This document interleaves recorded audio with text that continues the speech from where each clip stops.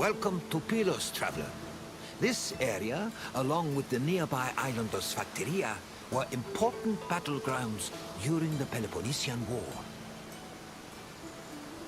My name is Herodotus, and I am a traveler from Hyrcanassus. I retrace the cause of various events, such as wars and great calamities. I describe what I see and record what I'm told, all with the aim of providing a better understanding of why these things occur. Look for me to introduce you to many sites. I always find it a shame that such lovely-looking places were exposed to so much violence. It's difficult to take pleasure in relaxing on the sand, knowing how stained it is with blood. The Peloponnesian War was a great conflict between rivals Sparta and Athens. It lasted many years and cost a great number of lives on both sides. The battles of Pylos and Sphakteria occurred almost one after the other, and culminated with one of the most surprising outcomes in the entire war. But I will not spoil it for you. You'll have to experience it on your own. I'll wait for you at the end of the tour.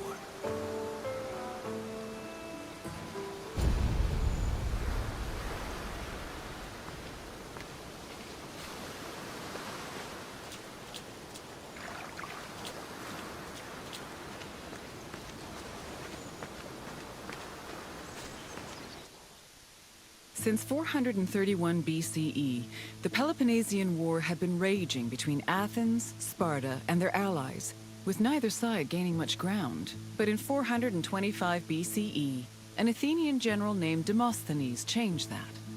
After a storm forced his fleet to stop in Pylos, Demosthenes realized a military presence in the area would give them an advantage against Sparta. Unfortunately, the fleet strategists did not believe him, and left Demosthenes in Pylos with 5 triremes and 1,000 men. The Spartans, meanwhile, were too busy celebrating a religious festival to notice the enemy on their doorstep.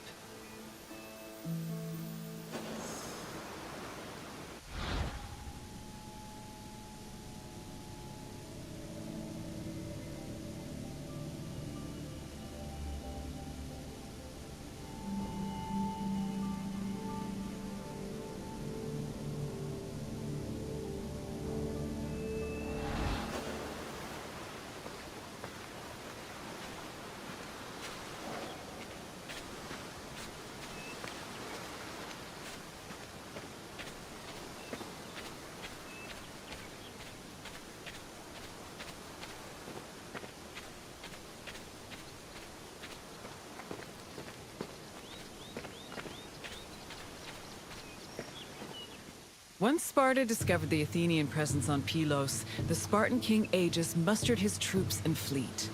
Sparta then descended on Demosthenes' outpost, attacking from both the sea and the mainland.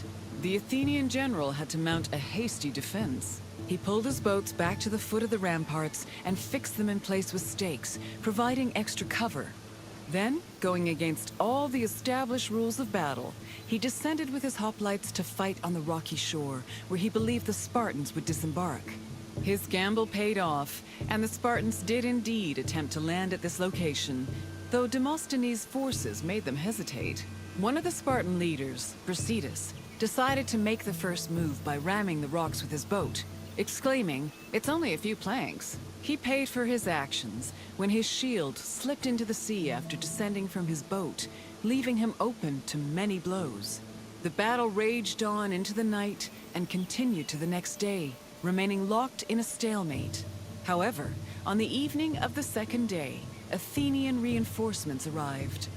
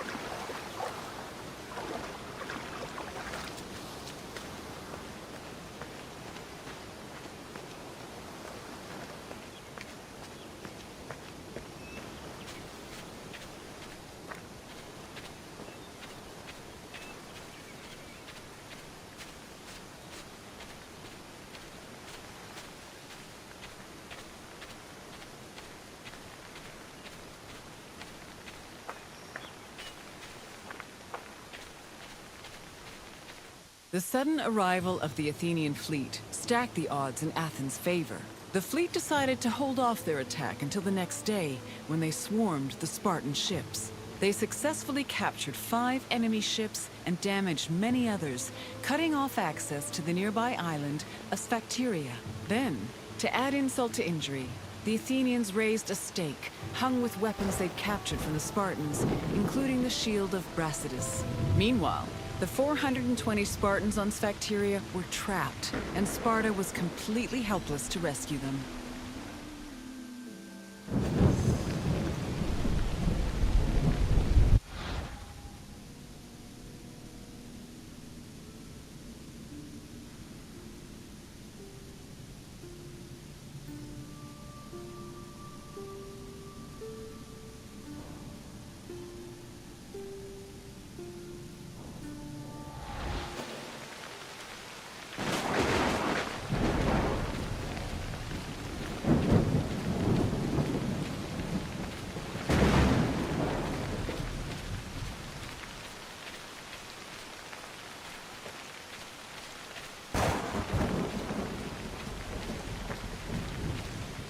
With 420 of their men trapped on Sphakteria, Sparta needed to reevaluate their position. The Spartans on the island were essentially the Athenians' hostages, and Sparta could not move to rescue or resupply them without putting their lives in danger. In an effort to save the trapped soldiers, the Spartan leadership negotiated an immediate truce with the Athenian strategists. Sparta agreed to hold back its fleet and halt their attacks on Pylos. And in return, the Athenians permitted them to send supplies to their men. In the meantime, Sparta sent ambassadors to Athens to try and negotiate a better deal. The hasty truce greatly humiliated Sparta, as they were forced to recognize just how helpless their infantry was in the face of an Athenian fleet.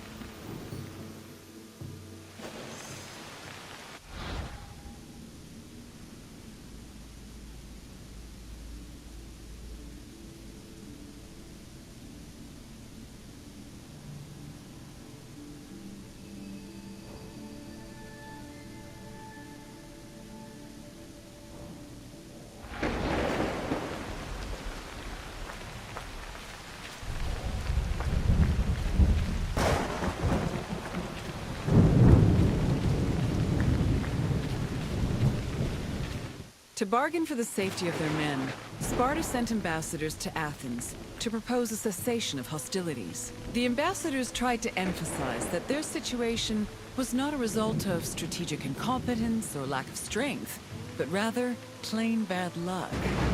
According to them, the Spartans on Sphakteria did not deserve to suffer further, because they were trapped through no fault of their own. These statements provoked the ire of Cleon, a popular Athenian politician known for his populist speeches. Cleon insisted that the terms of negotiations be discussed openly before the assembly and the Athenian people, instead of in private. The Spartan ambassadors were not as comfortable with public speaking as the Athenians, so they decided to leave.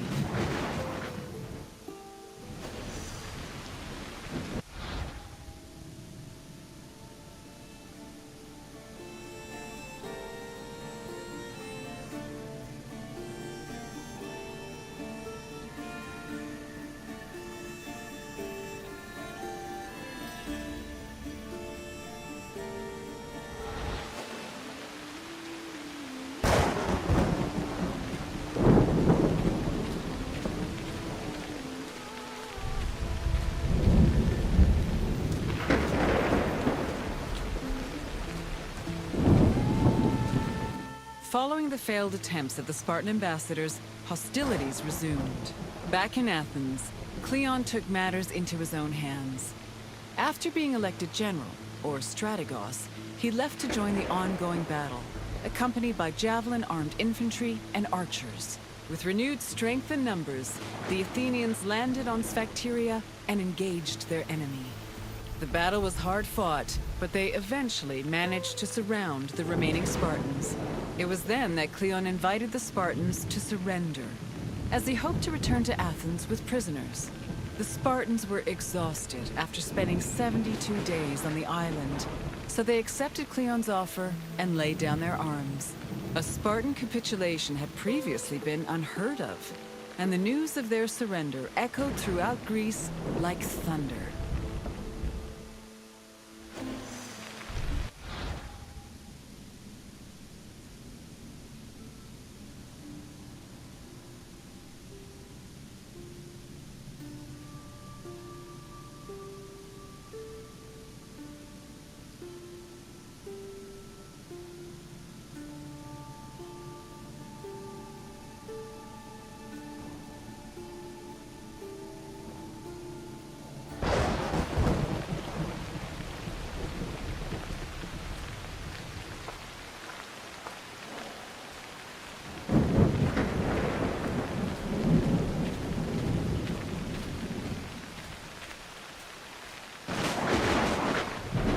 The Spartans' capitulation completely changed the course of the Peloponnesian War. Athens used their new prisoners of war as leverage and threatened to execute them if Sparta ever returned to pillage their lands. This gave the Athenians the freedom to conduct their own raids, which were aided further by their eventual seizing of the island of Sphakteria. Sparta tried to negotiate for peace, but were unsuccessful. Cleon, meanwhile, was emboldened by his victory and continued to gain popularity with the Athenian people. Popularity that translated to power.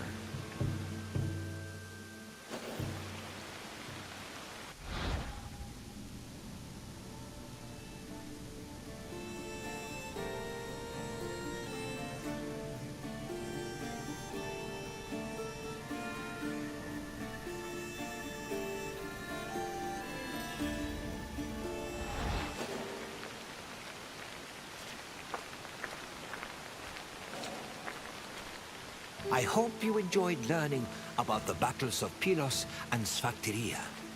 The battles were hard fought by both sides, but Athens' victory gave them an enormous boost in morale. It encouraged them to be more aggressive, and it was some time before Sparta recovered from the aftershocks of their historic surrender. Now, is there anything else you'd like to do? I'm happy to oblige. Let's begin. Where were Demosthenes and his fleet forced to land during a storm? Demosthenes landed close to the island, but not directly on it. Try again. Laconia was Spartan territory. No matter how bad the storm, it would have been suicide to land there. Try another answer. No. Although the Athenians would eventually seize Gythera later in the war. Keep trying. Yes, Demosthenes landed at Pylos, where he was inspired to set up an outpost. On to the second question. Which famous Athenian argued with the peace-seeking Spartan ambassadors? Pericles died a few years before the battles of Pylos and Sphakteria. Try again. Demosthenes was too busy fighting Sparta's men in Pylos to argue with their ambassadors. Keep trying. Socrates was a philosopher, not a career politician. Although, he probably would have told you there's little difference between the two. Correct. Cleon demanded the terms of the peace be discussed in front of the Athenian assembly, which greatly dissuaded the ambassadors. One last question. Which Spartan general rammed Pylos with his ship? Agis was the Spartan king who gathered his forces after hearing of the Athenian presence on Pylos. Try another answer. Leonidas was a Spartan king who died 55 years before the Battle of Pylos. Try again. Thucydides was an Athenian historian and general. Keep trying. Correct. Brasidas ordered his ship to ram the rocks and lost his shield in the process. You've passed the test. Well done, traveler. Then I will say farewell. Though I hope our paths will cross again someday.